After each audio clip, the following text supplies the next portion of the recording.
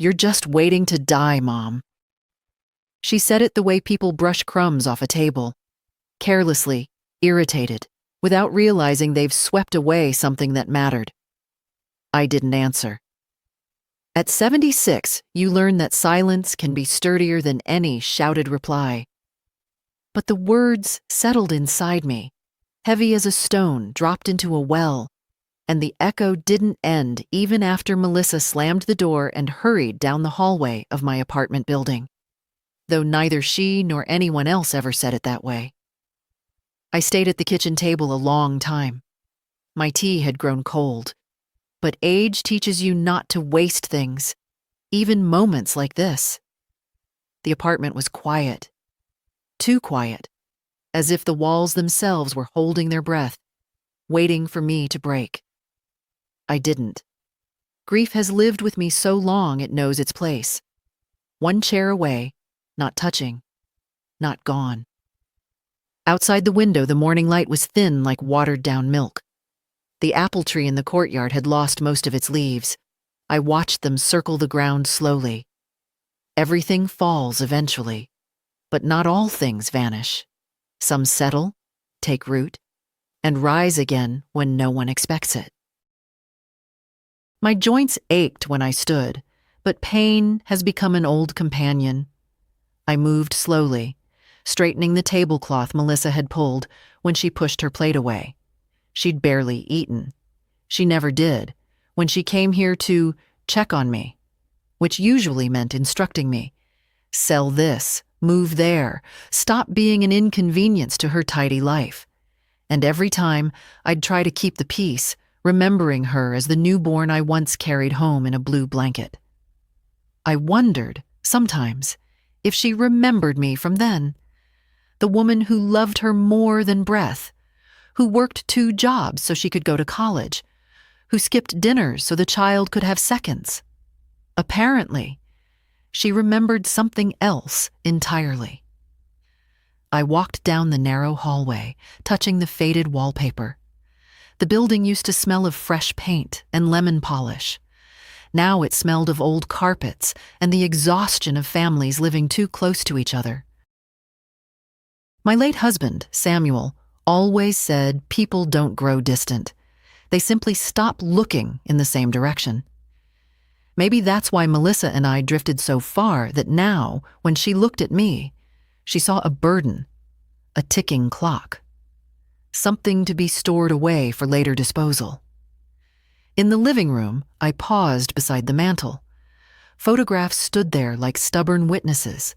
Melissa at 12 holding a violin, Melissa at 18 in her prom dress, Melissa at 22 graduating with honors. In all of them, she was smiling. In all of them, I was standing somewhere nearby. There weren't many pictures of us together in recent years. She always said she didn't like how I looked older in photos. A silly reason, but it cut deeper than she knew. My hand trembled slightly as I lifted Samuel's picture. He would have known what to say today. He always did. "Don't let them shrink you, Ellie," he'd murmur, half smiling. "You're stronger than they remember." I set the frame back carefully. I didn't feel strong. I felt hollowed out, scraped by years of foolish patience. I went to the window again. Down in the courtyard, a young couple was arguing near the mailboxes. Their voices rose and fell like storm winds. It reminded me that life keeps moving, whether or not we're invited along. The clock on the wall ticked steadily. A small, persistent reminder that time wasn't finished with me yet. I breathed in slowly. The air tasted different this morning, sharper, clearer, as if the world had shifted just slightly under my feet. Maybe it had. Because even as Melissa's words echoed in me, something else stirred underneath. Something quiet, old, and iron strong. Not anger, not revenge, just a simple, steady truth rising to the surface. I was not done, and I was not dying for anyone's convenience. The building around me, these walls, these floors, they held more of my life than Melissa knew. And tomorrow, When she returned, thinking I'd retreat into silence again, she'd learned just how wrong she was. Morning came colder than usual, the kind that settles into your bones before you've even left the bed. I dressed slowly, pulling on my thick gray cardigan. The one Melissa said made me look outdated, as if I were a piece of furniture she'd grown tired of. I buttoned it anyway. Comfort matters more than anyone's opinion at 76. I stepped into the hallway and locked my door. The metal clicked sharply, echoing down the long corridor of the building. Tenants were already moving about. Rushed footsteps, distant voices, the scent of burnt toast drifting from someone's cracked door. This building had always felt like a living organism. Breathing, murmuring, complaining. I knew every sound it made. On the ground floor, the old elevator groaned open. Inside stood Mr. Carson, a widower from the third floor. His thin jacket was pulled tight, and he gave me a polite nod. "Morning, Mrs. Hayes." "Morning," I answered, stepping in beside him. He fiddled with the envelope in his hand before sighing. "Rent's going up again. Got the notice yesterday." He chuckled without humor. "Feels like this building is squeezing the life out of us." I kept my eyes on the elevator doors. "I'm sorry to hear that." He shook his head. "Doesn't matter. Whoever owns the place is bleeding us dry." Then he added softer, "Wish they'd think about the people who've lived here for decades." The elevator chimed, and he stepped out. I didn't correct him. I never did. Outside, the wind cut through my sleeves, but the crisp air woke something inside me. I walked to the pharmacy 2 blocks away. The clerk behind the counter barely glanced up when I approached. "Name?" he asked flatly. "Hayes." He typed without looking at me, chewing loudly on gum. "Insurance didn't approve your refill again. You'll need to call them." I nodded. It was always this way. Inconveniences that accumulated until one felt uncounted. I had the money to pay outright, but Melissa insisted on managing my finances since I'm too trusting with numbers. I almost smiled at the irony. Trust had never been the problem between us. Misuse of it, that was another matter. When I stepped back onto the sidewalk, the city felt busier than usual. People dodged around me as though old age were contagious. I walked slowly, letting them pass, letting their urgency trail behind them like smoke. My next stop was the post office. A thin line of customers stretched toward the counter. I took my place and waited, feeling the weight of my years only because no one else seemed to notice them. Ahead of me in line stood a young mother juggling a stroller, packages, and a toddler tugging at her sleeve. The boy dropped his toy car, and it rolled toward my feet. I picked it up carefully and handed it to him. He smiled, a small, genuine thing, warm as morning sunlight. His mother nodded gratefully. "Thank you." "You're welcome," I said, and for a moment the world felt less sharp. But outside, as I headed home, the feeling faded. A group of teenagers rushed past me, laughing loudly. One bumped my shoulder and didn't bother to apologize. I steadied myself on a lamppost. It wasn't malice. It was that I was invisible. Back at the entrance of the building, I paused when I saw our property manager, Jacob Finch, standing by the mailboxes with a clipboard. He looked up, startled, then forced a professional smile. "Oh, Mrs. Hayes didn't see you there." Of course he hadn't. "Morning," I said. He flipped a page quickly, as if hiding something. "Just checking units for next month's notices." "Another increase?" He laughed awkwardly. "Well, these things aren't up to me. The owner signs off on everything." I nodded. "I see." He cleared his throat, lowering his voice. "If you or your daughter ever need help, payment arrangements maybe, let me know. We try to be understanding." Understanding. a word used on people thought fragile, helpless, disposable. "I'll keep that in mind," I said, though I didn't need to. I walked past him, listening to the familiar creak of the stairwell railing, the echo of footsteps from above, the faint hum of pipes within the walls. This building wasn't just where I lived. It was where I stood my ground, where I watched my daughter speak to me as though I were fading, where I'd been quiet for too many years. I climbed the stairs slowly, not from weakness, but to think. Carefully, thoroughly. People believed I was simply waiting for the end. They had no idea what I'd been preparing for. Melissa showed up that evening without calling first, a habit she'd developed over the years, the way people walk into a room they believe they own. I heard her heels striking the hallway floor long before she tried my doorknob, found it locked, and knocked sharply.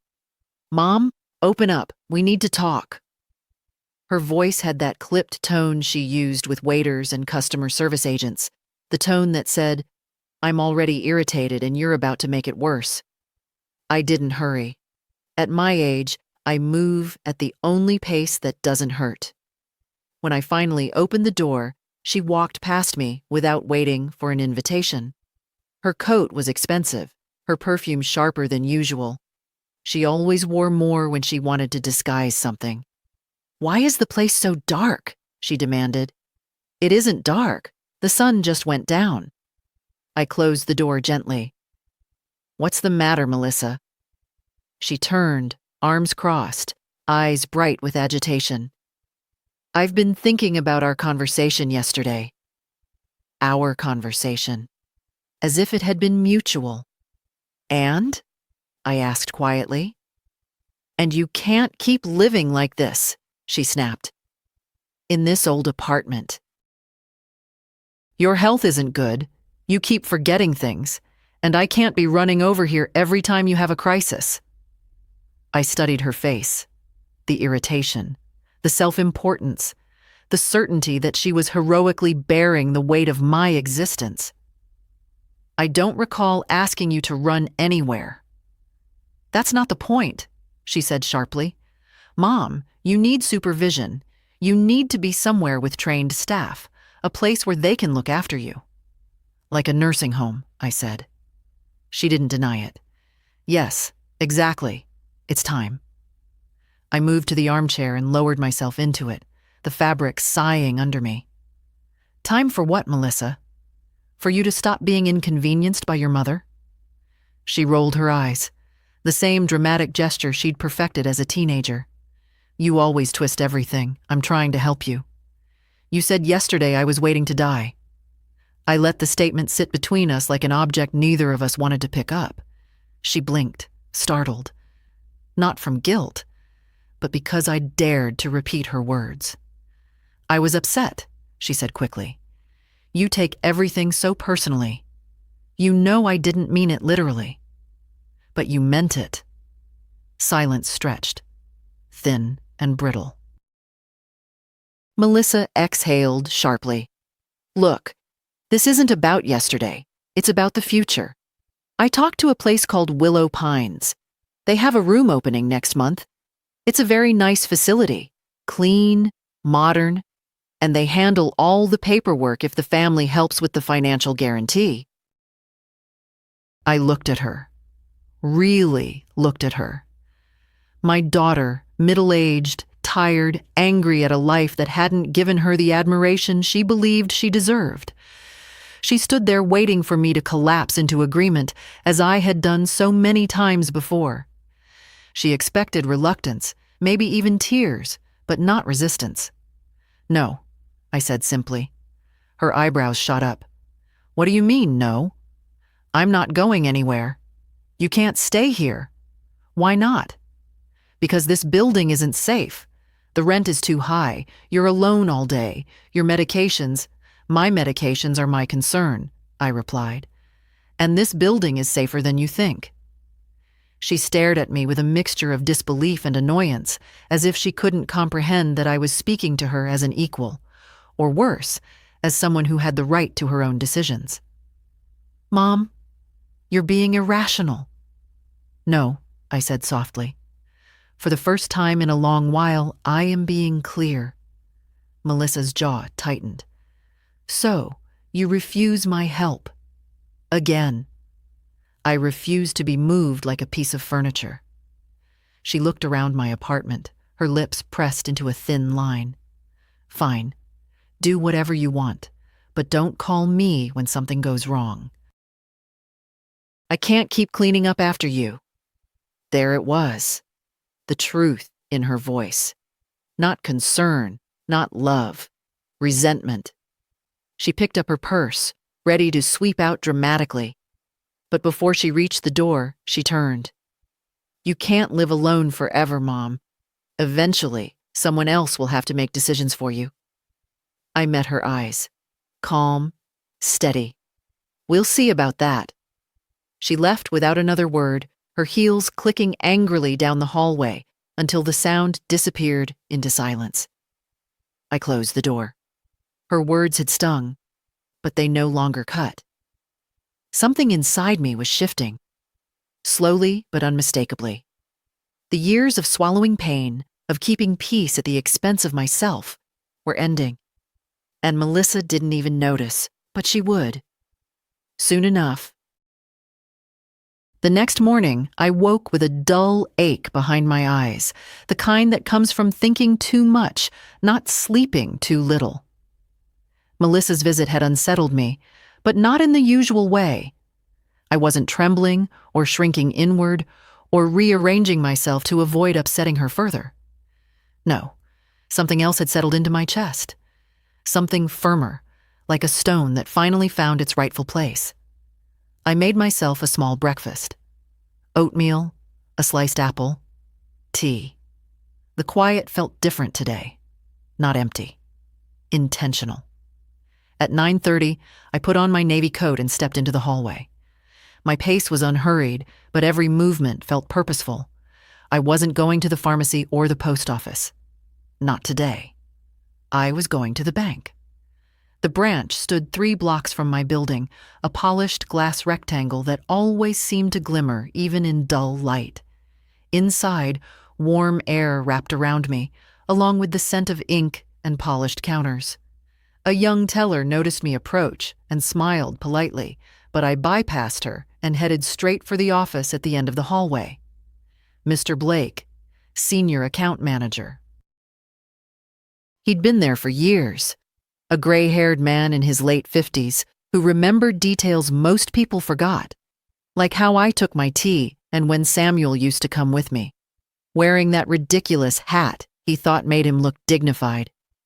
I knocked lightly. "Come in," he called. He looked up from his computer, surprise flickering across his face before shifting into genuine warmth. "Mrs. Hayes, what a pleasure. Please, sit." I lowered myself into the chair across from him. "Good morning, Robert." "It's been a while," he said. "Everything all right?" I folded my hands in my lap. "I'd like to review the documents for the Hayes Living Trust." His expression shifted, just slightly, but enough. Most clients never touched their trusts after setting them up, especially not ones my age. "Of course," he said gently. "Just give me a moment." He typed carefully, retrieving digital files, then opened a drawer and pulled out a thick folder. He placed it before me with the kind of respect reserved for things that mattered deeply. "Here it is, established 26 years ago, amended twice. What would you like to look at?" "All of it," I said simply. He nodded, adjusting his glasses. "Take your time." I opened the folder. The papers were crisp despite their age, the ink still dark, my signature looping steadily on every page. I traced one finger gently along the top sheet, feeling the familiar drag of textured paper under my skin. This trust had been Samuel's idea, a way to secure our assets after he passed, to shield them from taxes and legal complications, to ensure I would always have a place of my own. We had put everything in it: savings, investments, and eventually, the building. Back then, the building wasn't worth nearly as much. It was old, drafty, in need of repairs, but Samuel had believed in its bones. "This place will outlive all of us," he'd said. He'd been right. I turned the page, scanning the clauses. The ownership was clear. The trustee name even clearer. Eleanor M. Hayes, sole trustee, sole beneficiary. Everything was still intact. Melissa had never bothered to ask. She assumed everything I had was ordinary, depleted, or attached to her in some automatic way. She'd forgotten, or never realized, that sometimes a quiet woman keeps the biggest things silent. "Are you considering any updates?" Mr. Blake asked after a few minutes. I looked up. "Not today. I just wanted to remind myself." He smiled softly. "You're in an excellent financial position, Mrs. Hayes. More secure than most people in this building." That made my lips twitch. A small, private smile. "Yes," I said. "I suppose I am." I closed the folder, pushing it gently toward him. "Thank you, Robert." "My pleasure," he replied. "And Mrs. Hayes." He hesitated. "If you ever need assistance managing any family-related matters, you know you can come to me." I know. And I did know. But this time, I wasn't here because I felt lost. I was here because clarity was returning to me after many years of letting others speak over me. When I stepped outside, sunlight cut through the clouds, washing the pavement in pale gold. I breathed in, slow and deep. Something in the air felt lighter, as if a door had opened inside me. For decades, I'd been told what I needed, what I couldn't handle, what was best for me. But the truth sat quietly in my purse. The trust documents that held every right, every decision, every inch of control that Melissa believed she had over me. She saw an old woman clinging to an outdated apartment. She didn't see the owner of the building. Not yet. But soon enough, she would. Melissa didn't wait long before reappearing in my doorway. The sun was barely beginning to set, staining the hallway windows a murky orange, when I heard her knock. 3 fast, impatient taps, the kind she used when she came not to talk, but to direct. I opened the door slowly. She didn't even greet me. "Mom, we need to settle something," she said, brushing past me as though I were a draft of cold air instead of a person. Her heels clacked across my living room floor, stopping beside the small table where my mail lay in an orderly stack. She glanced at it, then at the room, her lips tightening. She never liked how tidy I kept things, said it made her feel guilty for not doing the same. "What is it this time?" I asked softly. She inhaled sharply, as if preparing for battle. "The building manager sent out notices today. Rent is going up again. A significant increase. You can't possibly afford it." I watched her closely. There was something jittery beneath her irritation, something that felt less like concern and more like strategy.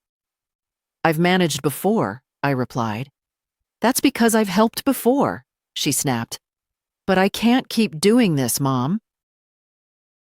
I have my own expenses." Her own expenses. The trips, the new furniture every year, the memberships to overpriced gyms she rarely visited. Of course. She paced across the room, her words rising like steam. "You're living in a building that's too expensive, too old, too big.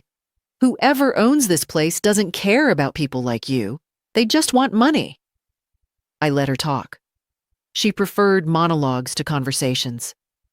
"And so," she concluded, spinning toward me, "I think it's time you considered selling off whatever's left in your account and letting me handle things. I could manage the paperwork, arrange a move, get you situated, but you need to release some of this control you think you still have." The phrasing struck me. Whatever's left. What you think you still have. Not once did she ask what I wanted. I walked to the kitchenette, turned on the kettle, and leaned lightly against the counter. So you're asking for money? No, she said quickly, too quickly. I'm asking to help you manage your finances responsibly. And the difference between the two? She blinked. Mom, don't start with your... I held up a hand, quieting her. Melissa, tell me plainly. What do you want? I want you to stop pretending everything's fine. Her voice cracked just a little. I want you to stop acting like you're capable of handling things alone. You're 76. You forget appointments. You misplace bills. You get confused. I met her eyes then. Really met them. No, Melissa. I don't get confused. I just stopped correcting you. She froze. The kettle clicked off behind me. I didn't rush to pour the water. I let the silence expand, fill the room, settle into the spaces she never let silence exist. Do you think I don't notice what you ask for? I continued quietly. The things you hint at. The repairs you say you can't afford.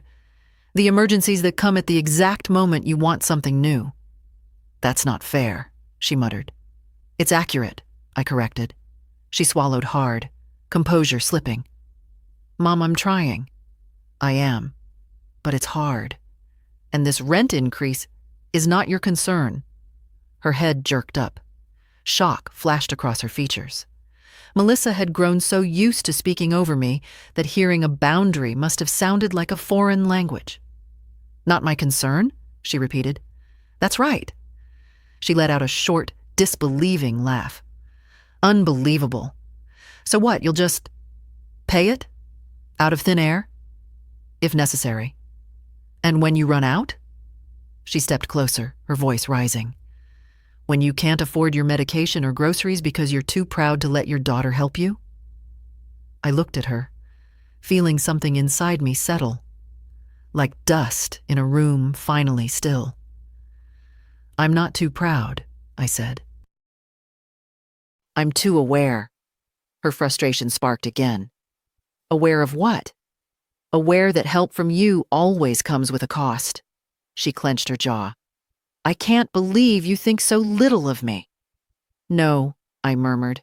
I've thought too much of you for too long. Her face flushed, whether from anger or shame, I couldn't tell. Maybe she couldn't either. She grabbed her purse abruptly. Fine. If you want to live in denial, be my guest. Just don't expect me to fix things when it all collapses. I opened the door for her. Good night, Melissa. She stormed out, her heels stabbing the floor with every step. The sound echoed long after she disappeared down the hallway. When the silence finally settled, I poured myself a cup of tea. My hands were steady. I wasn't shaken by her anger anymore, because now I knew exactly where I stood. And soon, she would know exactly where she stood as well. I didn't sleep much that night, but not because of worry. My mind was too clear, too awake, as if all the noise that had filled it for the past decade had finally quieted enough for me to hear myself think. A strange feeling for a woman who'd spent years buried under other people's needs. By morning, the decision that had been circling inside me finally settled into place. I dressed in a soft beige sweater and dark slacks, brushed my hair the way Samuel used to like, and left the apartment with a steady step. Today was not for errands, not for Melissa, not even for myself, really. Today was for setting things straight. The law office sat on a quiet corner 2 blocks from the river, a small, dignified building with dark wooden doors and brass handles. I'd walked past it countless times, but hadn't entered in years. The last time I was there was to finalize the trust after Samuel's passing. That day, the walls felt too high, the air too thick. Today, everything felt appropriately sized. Inside, the receptionist, a young woman with timid eyes and firm posture, looked up. Good morning. Do you have an appointment? No, I said softly, but I'm hoping Mr. Renwick can see me? Her eyes widened slightly. Renwick wasn't a man you requested without reason. Let me check. While she disappeared through a back door, I stood still, listening to the muffled sounds of conversations behind the walls. Legal battles. Estate planning. Contracts being reshaped.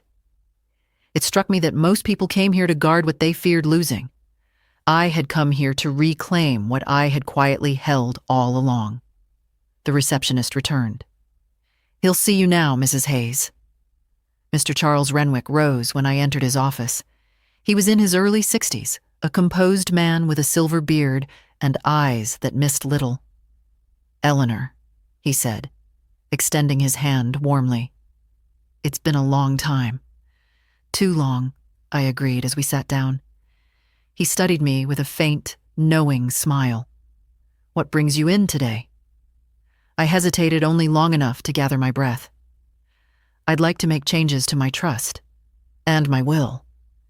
His expression didn't change, but something sharpened in his gaze, an unspoken acknowledgement that such requests rarely came without a story. Very well, he said gently. What sort of changes are you considering? I folded my hands in my lap, feeling the texture of my sweater beneath my fingertips. I want to remove my daughter, Melissa, from any inheritance provision. Completely. He didn't flinch. Lawyers hear worse, but he leaned forward slightly. Is this a sudden decision? No, I answered. It's a long overdue one.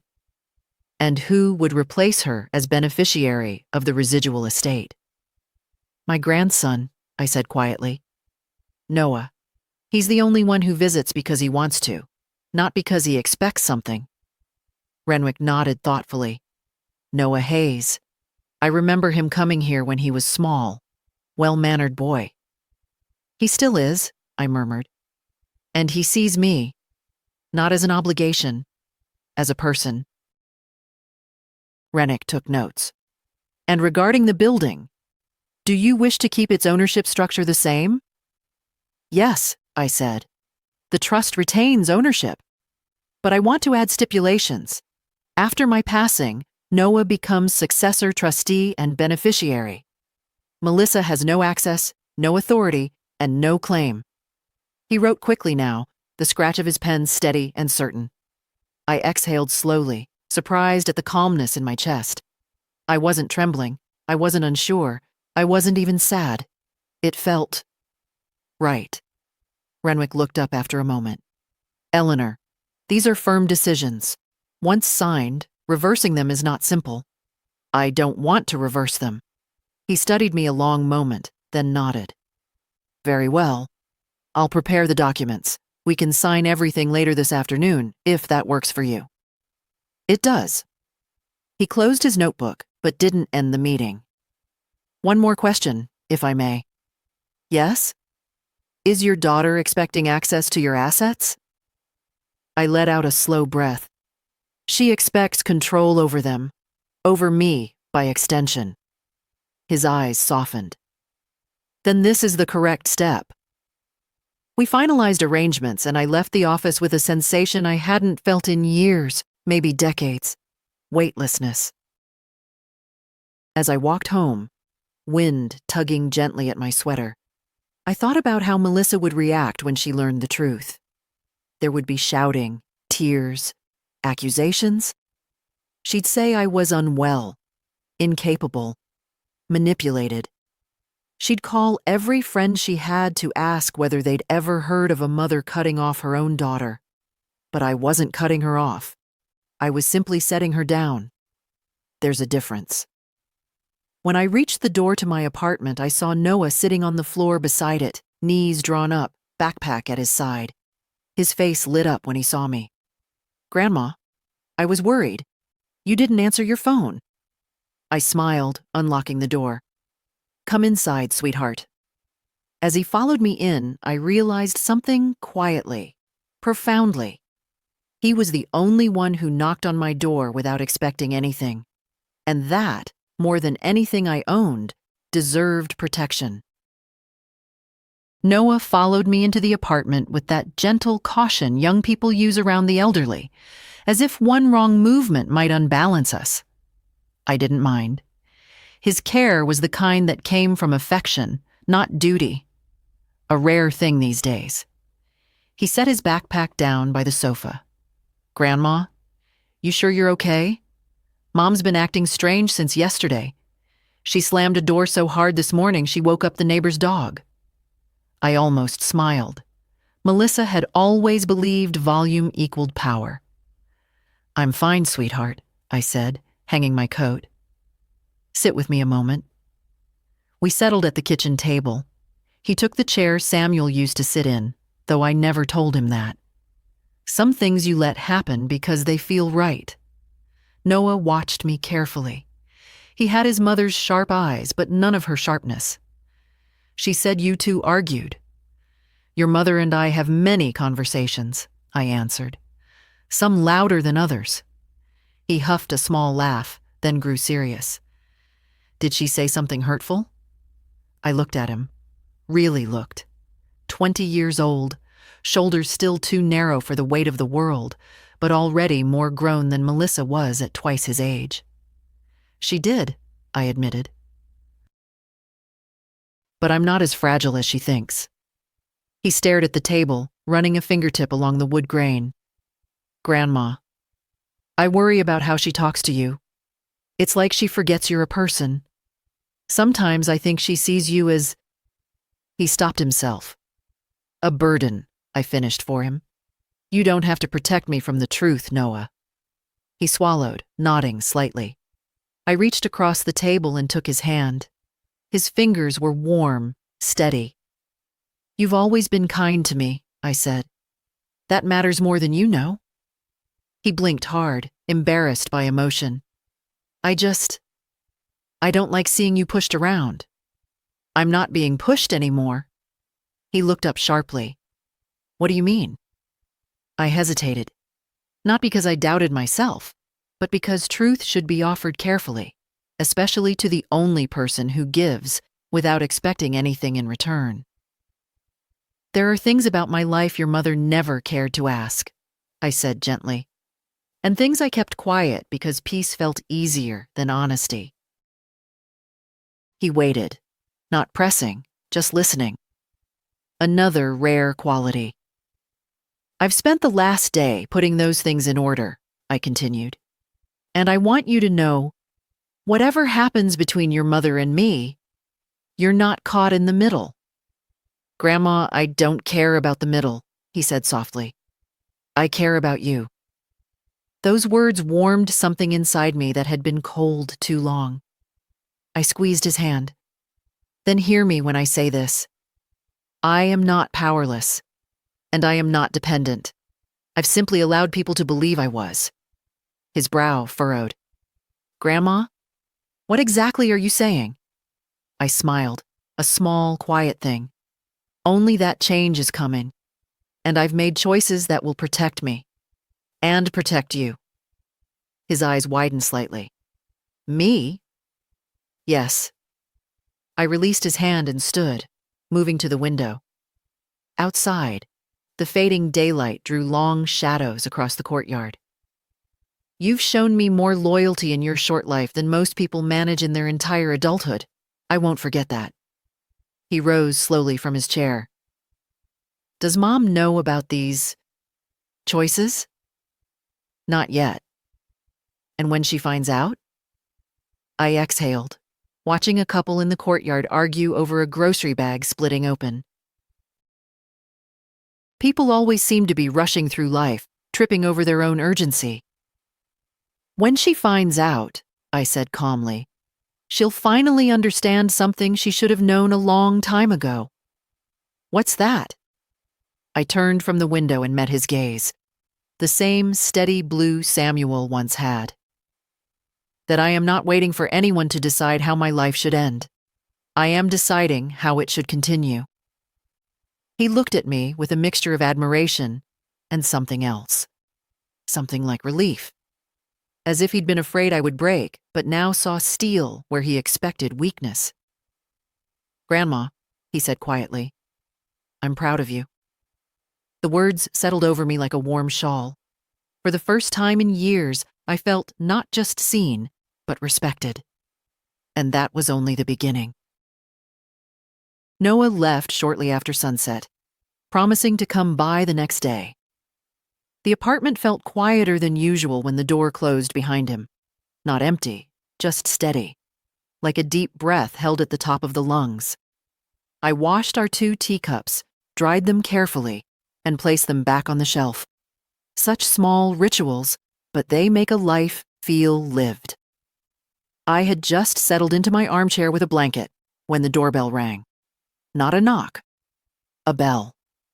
Firm, purposeful. Melissa's way of announcing she was here to evaluate, not visit.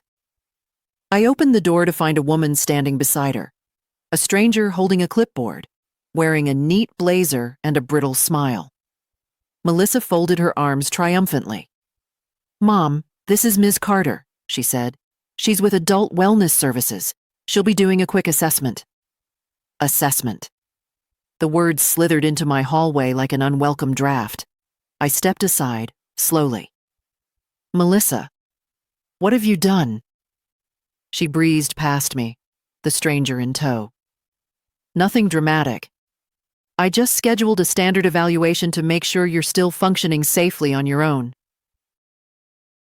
You've been forgetful and difficult lately, so I thought... You thought you'd have me certified incompetent, I finished for her. Her eyes flashed. She hadn't expected me to say it aloud. That's not what this is, she insisted. This is for your own safety, Mom. Ms. Carter clasped her hands politely. Mrs. Hayes, if we could sit down for a moment, I'd like to ask you a few questions. No, I said. Both women froze. No? Melissa repeated, her voice pitching high. Mom, you don't get to refuse. I do, I said calmly. I am not obligated to participate in an evaluation I did not consent to, requested under false pretenses by someone who's angry I set boundaries. Ms. Carter blinked, clearly thrown off. Assessors expect confusion, defensiveness, rarely composure. Mrs. Hayes, she tried again, gentler this time. This is only to ensure your well-being. I looked her in the eye. My well-being is for me to ensure, not my daughter, not the state. A long silence followed. Melissa looked from me to the social worker, disbelief cracking her polished expression. She's manipulating you, she hissed. She's always been good at pretending she's fine when she isn't. Ms. Carter held up a hand. Ms. Hayes, may I speak with your mother alone for a moment? Melissa looked offended, but she nodded tightly and stepped toward the window. The social worker approached me with a softer expression. Mrs. Hayes, I'm required to ask, do you feel unsafe in your home? Has anyone threatened you? Pressured you? I almost smiled. Only with disappointment, and only from one person. She looked past me, toward Melissa. Understanding dawned. Are you in full control of your daily activities? She asked quietly. Yes. Do you handle your own finances? Completely. Do you have support if you need it? I thought of Noah sitting outside my door, waiting without expectation. I do, I said. She exhaled, a slow, relieved breath. Mrs. Hayes, you're perfectly capable. I see no justification for involuntary oversight, nor for further assessment. Melissa spun around. What? You just got here. With respect, Ms. Carter said gently, your mother is lucid, oriented, and fully autonomous. I'm closing the case. That's impossible, Melissa snapped. She forgets things all the time. She gets confused with documents. Your mother is perfectly competent, the social worker repeated. Any difficulties she has seem to arise from stress, not cognitive decline. I held her gaze. She understood.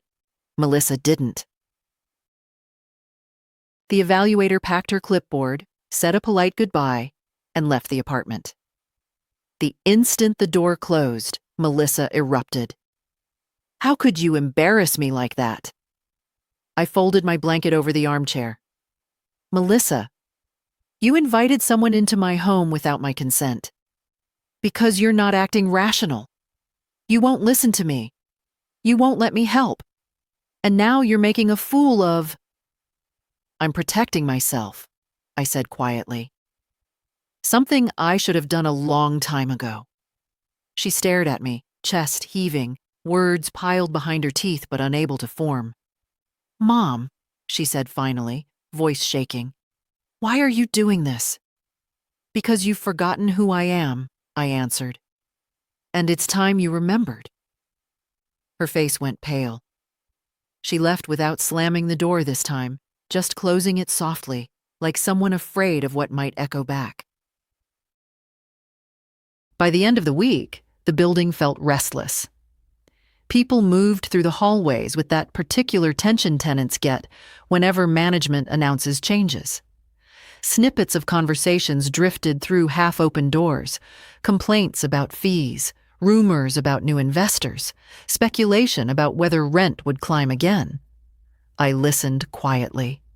People spoke more freely when they believed no one important was listening. Late Friday afternoon, a printed notice appeared near the mailboxes. Mandatory tenant meeting. Saturday, 6 p.m. Topic: rental adjustments and building policy. Updates. A crowd gathered instantly, buzzing with irritation. Mr. Carson shook his head, muttering, "They raise rent every 6 months now. Whoever owns this building must think we all have money flowing out of our ears." Behind him, a young woman added, "They don't care if we starve as long as we pay on time." No one noticed me standing by the bulletin board, folding the corner of the notice between 2 fingers. No one would have guessed the truth.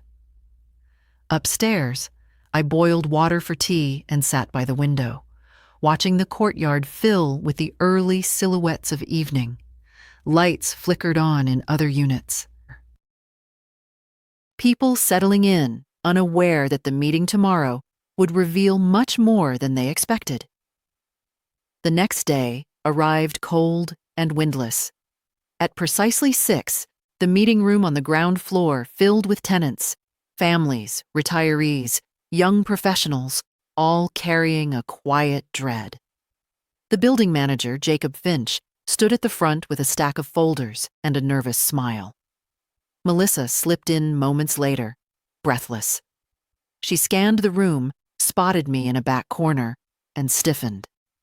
She hadn't known I was attending. Good. Jacob cleared his throat. "Thank you all for coming. As you know, the building's ownership has recently approved new policies." "Ownership," someone from the crowd interrupted. "Who is the owner? We've been asking for years." "That information is confidential," Jacob said reflexively. A ripple of frustration passed through the room. Melissa raised her hand with a crisp, authoritative gesture. "Yes. Could we finally get some clarity on the rent increases? This building isn't exactly luxury housing." Several tenants nodded. Her voice carried. She enjoyed that. Jacob shifted uncomfortably. "I assure you, decisions are made with the building's long-term improvements in mind." "And what improvements are those?" Melissa demanded. "The elevators still break every month. The carpets are 20 years old. Where is our money going?" He glanced at me then. I saw it. A small flicker of hesitation, a question. Should he reveal more? He didn't. Not yet. Instead, he adjusted his glasses. "Rent adjustments follow guidance from the trust that owns the property." The word trust rippled through the room. Melissa leaned forward. "So it's not a company? Not a corporation?" "Correct," Jacob said. "Then who runs the trust?" she pressed. "Again, that's confidential." Her jaw clenched. I could almost feel the panic stirring beneath her irritation. She'd been losing ground with every day she failed to control me. And now she was learning there were bigger forces in motion, all of them beyond her reach. The meeting dragged on. Complaints, apologies, paperwork. Through it all, Jacob addressed me with a courtesy that didn't go unnoticed. "Mrs. Hayes, if you have any concerns, please let me know personally." A few people turned toward me, surprised. Melissa's eyes narrowed. Afterward, the crowd filtered into the hallway, grumbling. I rose slowly, smoothing my skirt, when Melissa cornered me. "Why did he talk to you like that?" she demanded in a hushed whisper. "Since when do you two know each other?" "We've known each other for years," I said calmly. "That doesn't answer the question." "It answers the one you asked," I replied. Her teeth clicked together, a sign of rising frustration. "Mom, something is going on, and you're not telling me." "I will," I said softly, "when it's time." She stared at me, startled by the firmness in my voice. She had never heard me speak like someone who held a card she couldn't see. As she walked away, irritated and unsettled, Jacob passed me on his way out. He gave a small, respectful nod. "Thank you for attending, Mrs. Hayes." "Of course," I said. He hesitated, then lowered his voice. "Everything is prepared on our end. Whenever you're ready." I nodded. Melissa, halfway down the hall, froze. She heard him. She just didn't understand. Not yet. Melissa didn't sleep that night. I knew it before she even called the next morning. Her voice came through the phone tight and clipped, pulled thin by anxiety she couldn't name. "Mom, I need to ask you something. It's important." I stirred my tea. "Go ahead." "That man last night, Finch, the way he spoke to you." She paused, searching for the right accusation. "Why did he say everything was prepared?" I didn't answer right away. I heard the tremor in her breathing. Melissa feared two things, losing control and looking foolish. Yesterday, she'd felt both. "Mom," she snapped, "are you hiding something from me?" "I'm handling my affairs," I said calmly. "That's all." Her frustration spiked. "What does that mean? What affairs? Why didn't you tell me? I'm your daughter, I should know." There it was again, that belief that blood granted her a governing right over my life, a belief I'd fed by being silent too long. "When it concerns you," I said, "I'll tell you. This doesn't concern you." "That's not your decision," she hissed. "It is," I replied, "and it always has been." The line went quiet. When she finally spoke, her voice quivered with something sharper than anger. Fear. "I don't understand what's happening." "You will," I said softly. "Soon." Because the truth had been walking toward her for years. She'd simply avoided looking up. By mid-afternoon, I went downstairs to check the mail. A cluster of tenants stood around the bulletin board again, whispering. Word travels fast in old buildings. Faster still when money is involved. "It's the trust," Mr. Carson murmured to a neighbor. "That's why things are changing. New policies, new management." Another tenant added, "Whoever runs it must be rolling in money, probably some big-shot family." A woman near the back laughed bitterly. "Whoever they are, they sure don't care about us." I slipped past them quietly, sorting through my envelopes. Medical statement. Bank notice. A letter from Noah's college. All the ordinary shapes of a life lived in steady rhythms. Behind me, I heard one of the tenants speak again. "Wish we knew who the owner was. You'd think they'd show their face once in a while." I almost smiled, if only they knew. Upstairs, the hallway was dim, the afternoon light stretched thin across the worn carpet. I reached my door when footsteps approached fast from behind. "Mom?" Melissa. She'd come straight from work, still in her blazer, still tense around the mouth, as if the day had been chewing on her. "Can we talk?" she asked, not waiting for an answer. She stepped past me into the apartment. Her eyes darted around the room, searching for clues. Something's wrong. I can feel it. You're keeping secrets. You're meeting with people. You're different. Different? Yes, but only because she'd grown used to a version of me that bowed. She turned back to me, her voice quieter now, more fragile. Mom? Do you owe money? Are you in trouble? Is that why Finch talks to you like that? Is this trust connected to you somehow? She was close, painfully close to the truth. I walked to the kitchen counter and set down my keys. Melissa, what I do with my life, my money, and my choices is private. It's always been private. You simply never asked. I'm asking now, she said desperately. Please. I looked at her then, not with anger, nor with softness, but with a kind of clarity that had taken me decades to grow into. You're asking, I said, but not to understand me.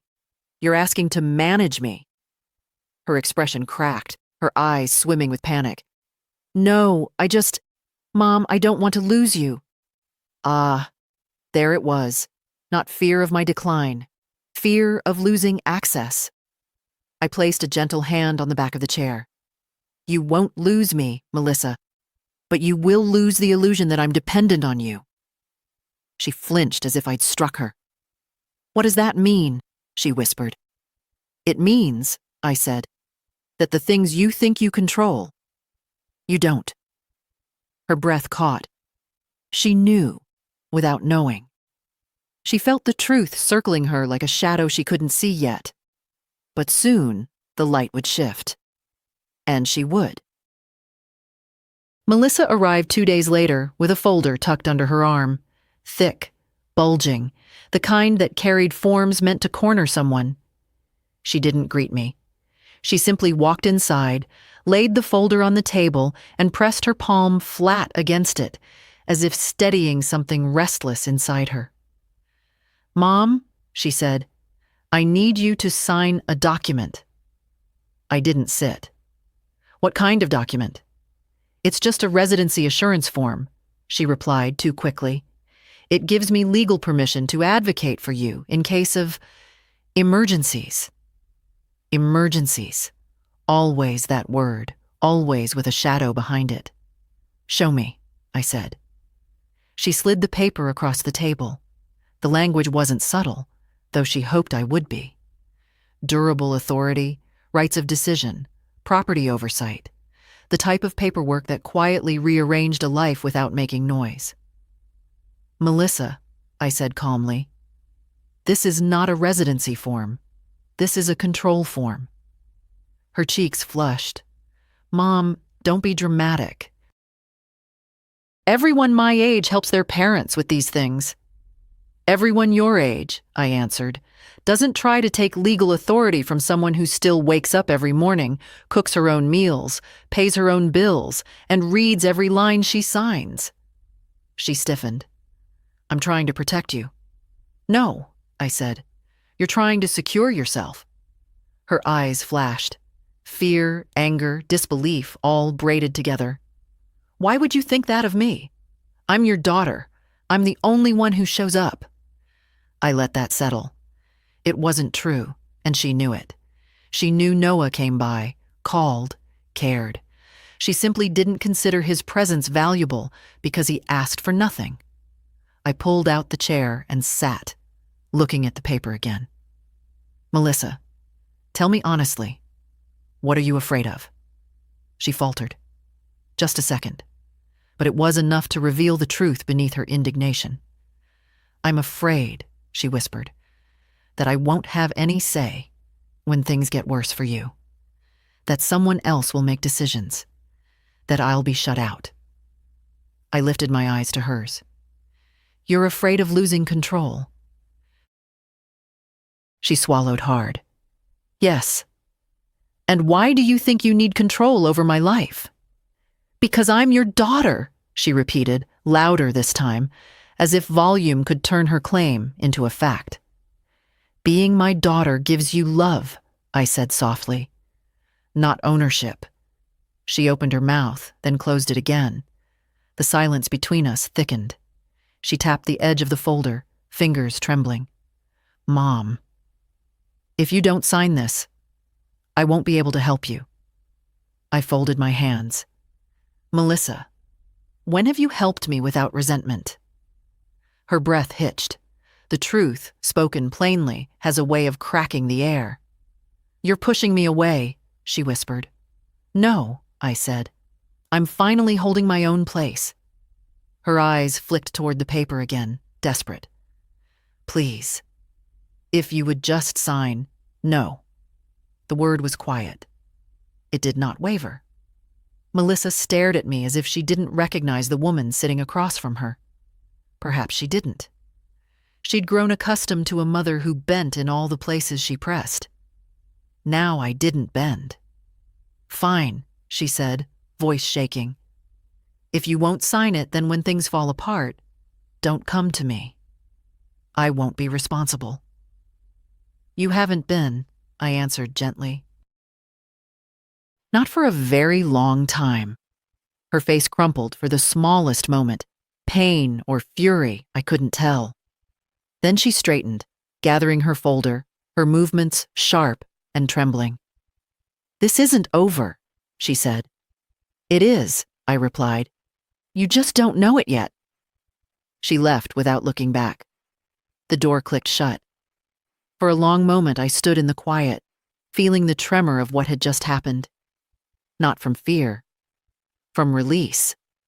Melissa believed she had lost a battle, but she didn't understand. I had never been fighting her. I had simply stopped surrendering. Melissa avoided me for 2 days. That alone told me more than any argument could. When she went silent, it meant she was grasping for control in places she shouldn't be reaching. And sure enough, signs of her panic began to show before the week even ended. The first hint came in the form of a voicemail, breathless, hurried. Mom, call me back. I need to ask you something. Actually, no, just call me. She hung up before finishing her sentence. That, too, was unlike her. Melissa never left space for uncertainty. She filled silence the way others filled rooms, with noise meant to drown out doubt. I didn't return the call. By afternoon, she showed up at my door, not bothering to hide the agitation twisting her features. Her makeup was slightly smudged, her hair pulled back too tightly. She'd been rushing or crying or both. Mom, she said, pushing past me without waiting. I need answers. I closed the door gently. About what? She paced the living room like a person searching for a fire she could swear she smelled but couldn't see. I went to the bank, she began, voice strained. I asked to speak with someone about your accounts. They wouldn't tell me anything. Not even whether you were overdrawn. That's because you're not authorized, I said simply. Her head snapped up. I am your daughter. And the bank deals with clients, I replied, not their daughters. Her mouth opened, but no sound came out. So then, she continued after a shaky breath, I went to the building manager. I asked him about the trust, about the rent increases, about who approves the policies.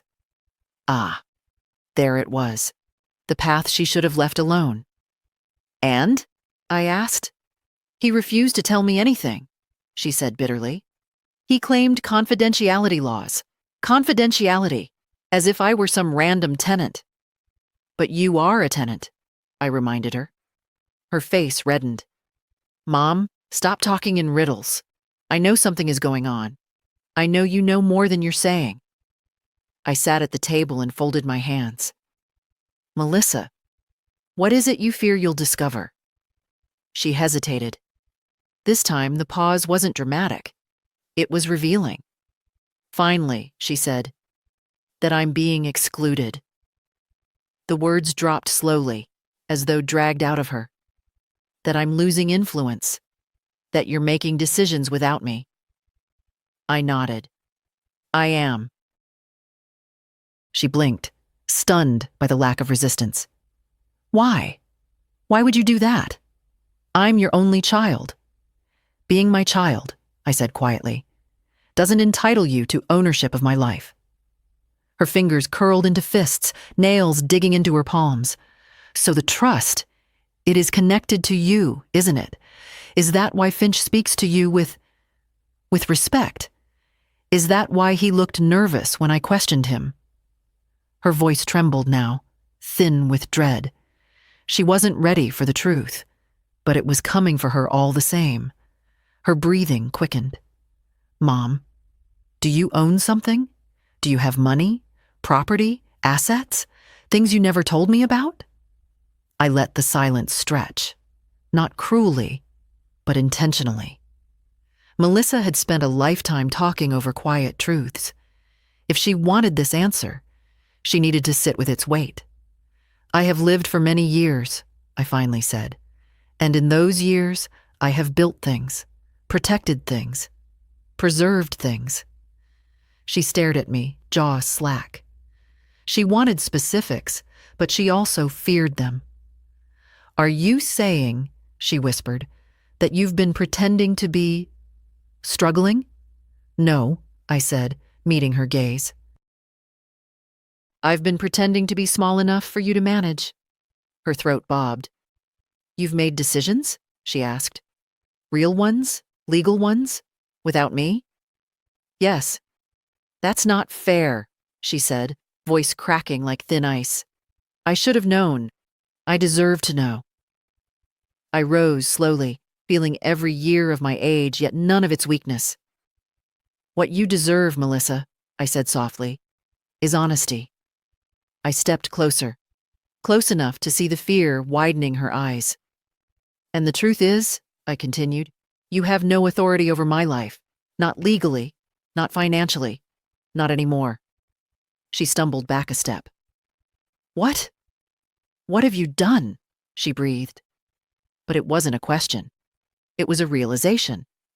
And she was only beginning to understand how much she never knew. Melissa left my apartment that afternoon with a look I hadn't seen on her face since she was a child.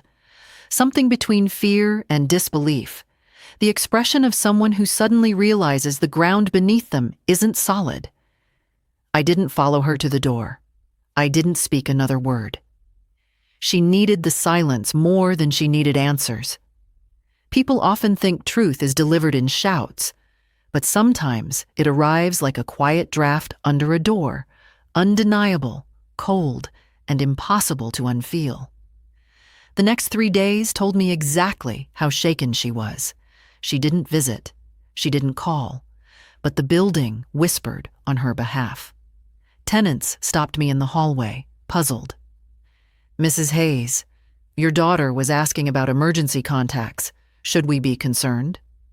She asked if I'd noticed you slipping, another said. I told her you seemed sharper than the rest of us.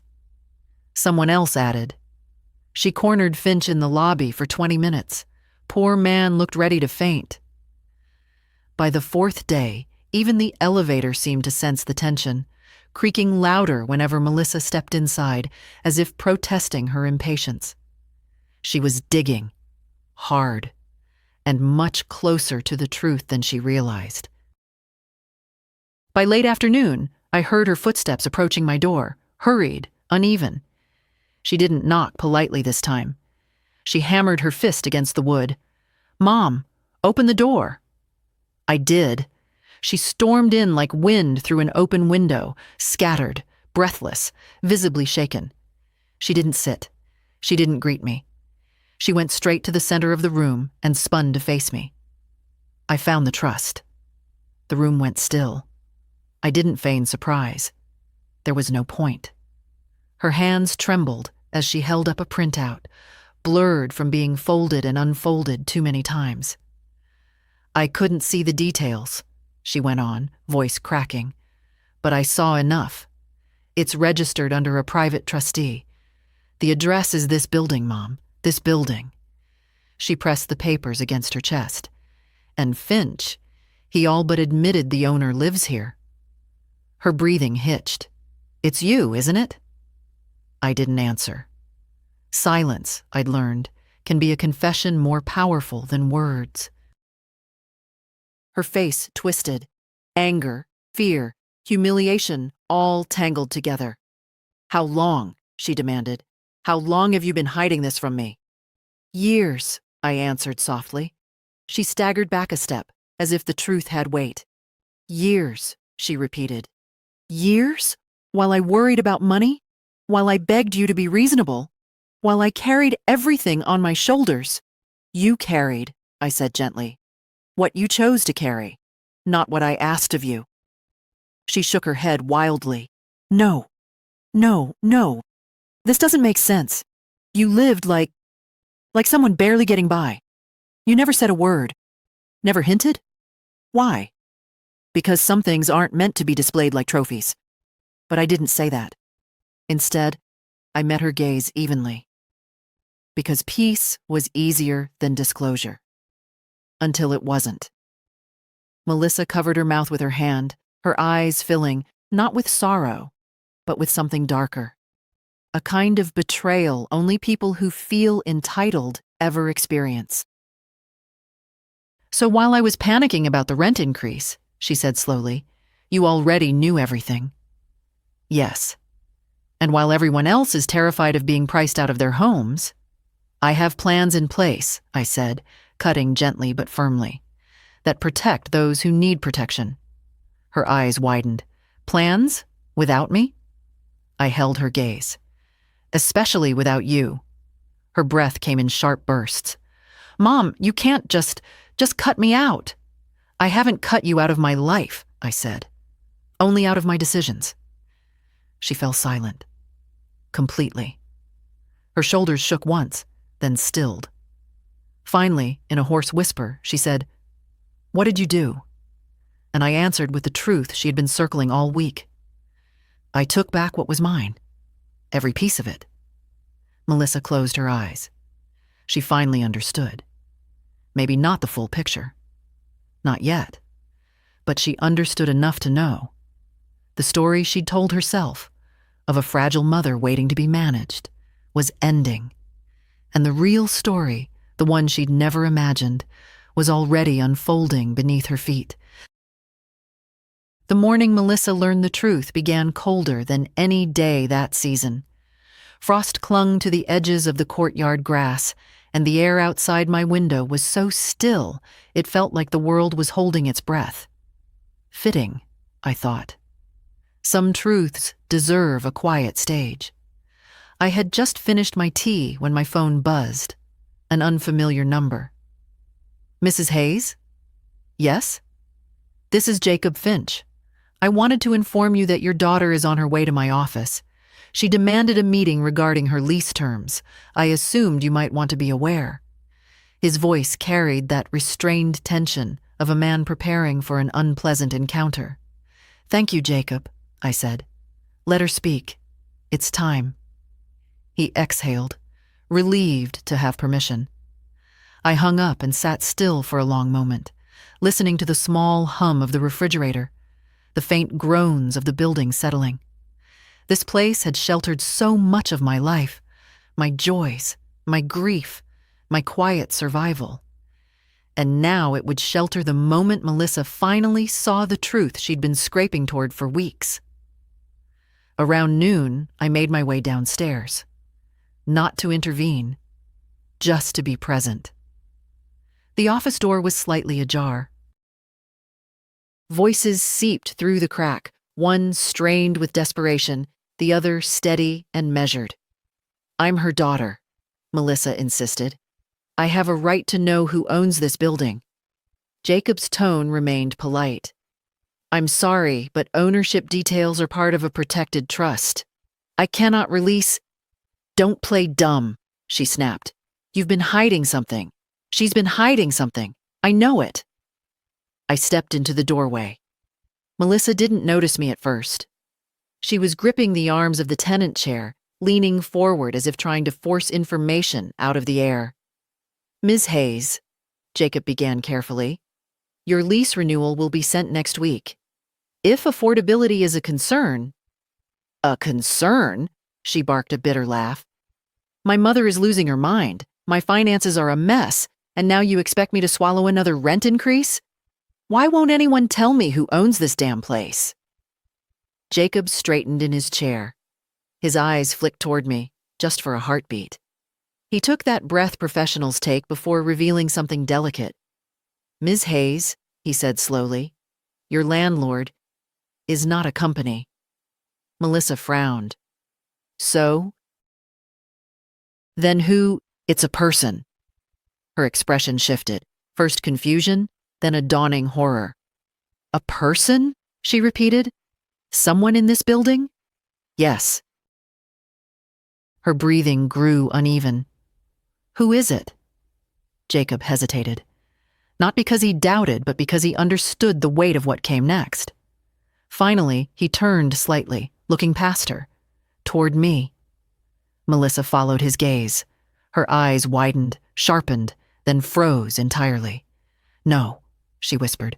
"No, that's impossible." I stepped fully into the doorway.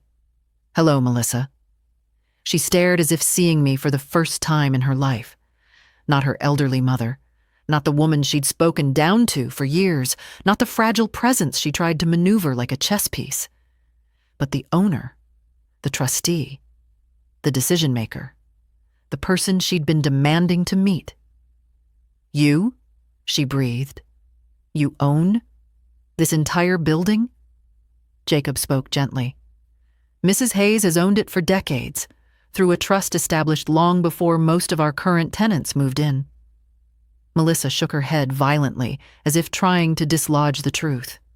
"No, she can barely climb the stairs some days. She lives like she's struggling. She asked me for help." "I asked," I said softly, "because it mattered to you to be needed. Not because I required it."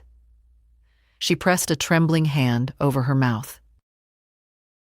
"And the increases," she said weakly, "the policies, all the decisions, approved by me," I confirmed. "Everyone." She stared at the floor, her shoulders folding inward. "Why didn't you tell me?" I approached her, slowly, gently. "Because you never asked to understand me, only to manage me." Her breath caught, a small, painful sound. "You said I was waiting to die," I continued, my voice soft as worn cloth. "But I was waiting for the moment when you would see me. Not as something fragile, not as someone you could rearrange, but as myself." She lifted her head then, eyes rimmed red. "Mom," she whispered.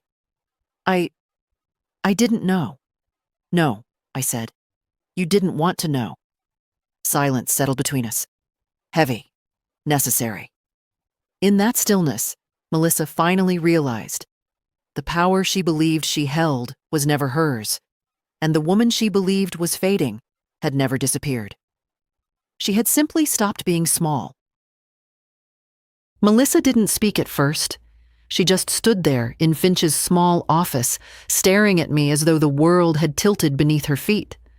For years, she had moved around me as if I were a piece of fragile furniture, something to be dusted, shifted, eventually removed. Now she looked at me with the disorientation of someone realizing the furniture had a voice, and a deed, and a spine. "Mom," she whispered, her voice thinning at the edges. "How could you keep something like this from me?" I walked past her and rested my hand lightly on the back of a chair. My fingers no longer shook when I stood my ground. "Melissa, I didn't keep it from you. I simply lived my life without announcing its every detail. But you let me believe you were—" She swallowed, the word catching, struggling. "I never asked you for money," I said. "You came offering strings disguised as help." She flinched. "And when I tried to set boundaries," I continued, "you answered with fear, not love. Fear that I would make choices without you. Fear that you would lose control. And now that the truth is here, you're afraid again." Her eyes glistened, not from sorrow, from recognition.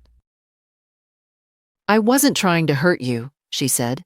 I thought you needed guidance. You confused guidance, I replied softly, with ownership. Jacob rose from behind his desk discreetly, nodding to me before slipping out, leaving us alone.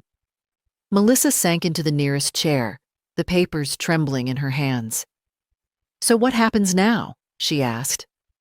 I sat across from her, lowering myself with the ease of someone who no longer carries invisible weight. Now, I said, you stop looking at me as though I'm nearing an ending. I'm still living, Melissa. Still choosing. Still capable. A tear finally escaped down her cheek. She brushed it away quickly, embarrassed. I'd gotten so used to thinking of you as fading. I reached across the table not to comfort her, but to steady the truth. I am aging, I said. Not disappearing. She let out a long, unsteady breath. Will you forgive me? I already did, I answered.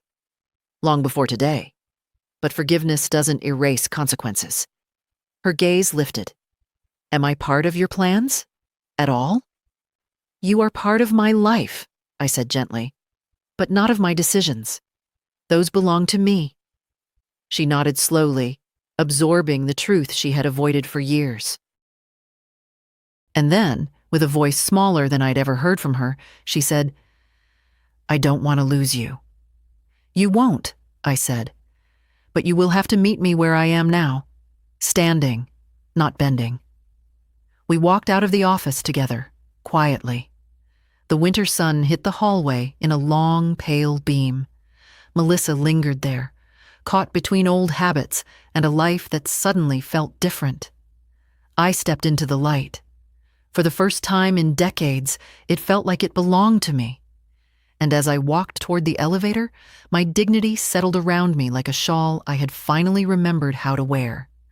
I had not waited to die. I had waited to live again on my own terms. And I had succeeded. If this story touched you, stay with me. Leave a comment. Share your thoughts. Your voice matters here.